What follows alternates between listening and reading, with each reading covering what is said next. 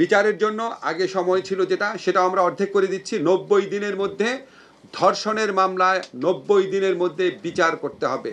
ধর্ষণের মামলা 15 দিনের মধ্যে তদন্ত কাজ শেষ করতে হবে। এটা আপনাদের অন্য সবার মতো আমাদেরও মর্মাহত করেছে এবং আমরা তীব্র নিন্দা জানাই। কিন্তু সরকার হিসাবে আমাদের দায়িত্ব আছে। আমাদের স্বরাষ্ট্রমন্ত্রী সাহেব বলেছেন অলরেডি সাথে সাথে যারা অভিযুক্ত আছে তাদের গ্রেফতার করা হয়েছে। আমরা এই মামলাটায় তদন্ত বিচারে যাতে বিন্দুমাত্র কালক্ষেপণ না হয় সেই ব্যাপারে আইন মন্ত্রণালয়, স্বরাষ্ট্র মন্ত্রণালয় সহ কনসার্ন যত সরকারি অফিস আছে সর্বোচ্চ মাত্রায় সজাগ থাকব। এবং একই সাথে সাথে শুধু এই ধর্ষণের ঘটনা না, অন্য যে কোনো ধর্ষণ বা নারীর প্রতি সহিংসতা আইনগত পরিবর্তনের বিষয়টা শুধু ব্যাখ্যা করছি আমার পক্ষ থেকে।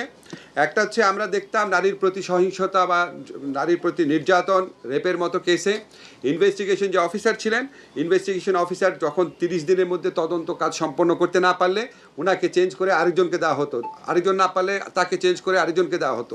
এরকমভাবে অনেকবার তদন্তকারী কর্মকর্তা পরিবর্তিত হতো, মামলার বিচার করতে অনেক দেরি হয়ে যেত।